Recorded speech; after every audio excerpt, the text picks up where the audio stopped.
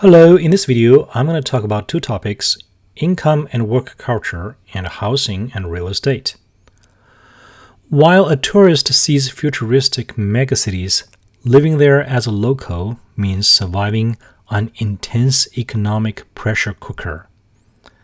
First, there's earning power.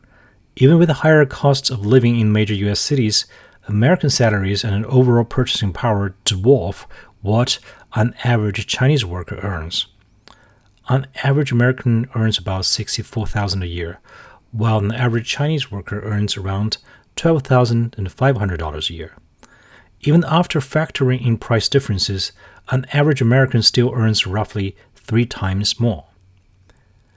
If you want a concrete example of what income gap looks like in real life, just look at international travel. According to Pew Research, around 76% of U.S. adults have traveled outside of the country. In China, despite all the news about massive tourist flows abroad, because of China's large population, less than 10% of the Chinese population has ever stepped foot in a foreign country. For the vast majority of Chinese citizens, international travel remains an unreachable luxury. But it's not just what you make. It's what you have to sacrifice to make it. In China, corporate culture is a famous 996, working from 9 a.m. to 9 p.m. 6 days a week.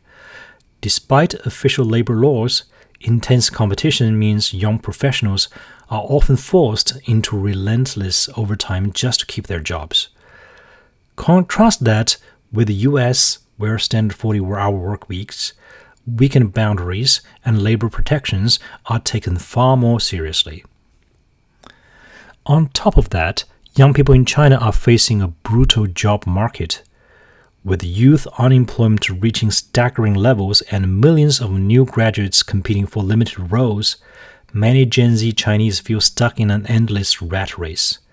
It's gotten so intense that a whole cultural movement called Tangping, or lying flat, has taken off, where young people simply refuse to burn themselves out. Adding in the infamous 35-year-old curse, where tech companies routinely lay off workers once they hit 35 in favor of cheaper, younger labor, and longer-term career security becomes a constant source of anxiety.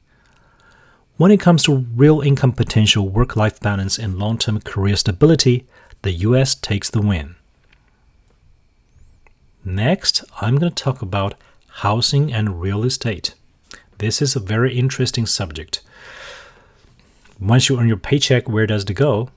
That brings us to what has historically been the biggest financial pressure point in both countries: housing. In China, owning a home was long seen as the ultimate status symbol and a mandatory requirement for marriage. Driven by decades of speculation, housing prices in Tier 1 cities decoupled from reality, hitting price-to-income ratios of 30 to 40 times an average family's annual salary. To buy a modest apartment, young couples routinely relied on the 6-wallet strategy, draining life savings of themselves, both sets of parents, and all 4 grandparents. But today, China's real estate market is undergoing a massive, painful collapse.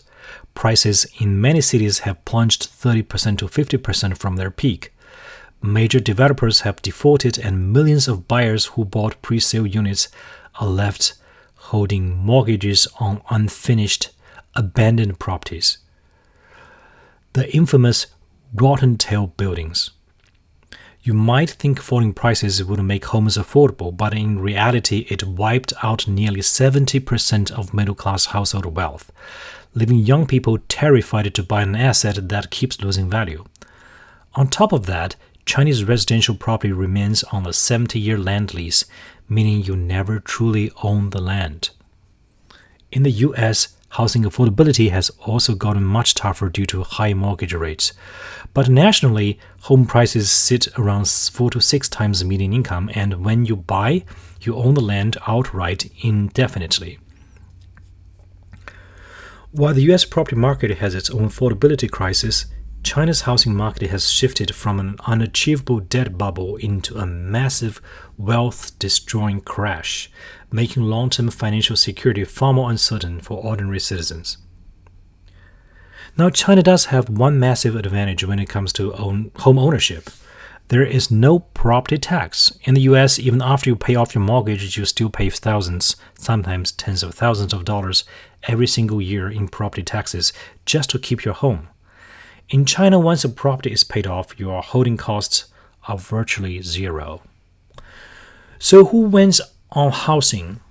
China certainly offers a lower barrier to entry if you just want a cheap rental, and the absence of annual property taxes gives homeowners low monthly holding costs. But when you look at the fundamental purpose of real estate, building generational wealth, achieving financial security, and owning real property, the US takes a clear victory. In America, even with today's high interest rates and tight supply, buying a home remains a proven, accessible wealth-building engine backed by true land ownership. In China, real estate has transformed from an unachievable debt trap to a massive wealth-destroying crash, leaving millions of families holding 70-year-old leases on assets that are actively losing value. Housing in the US may be expensive, but housing in China has become a high-risk gamble. So, housing, US wins. Thanks for watching.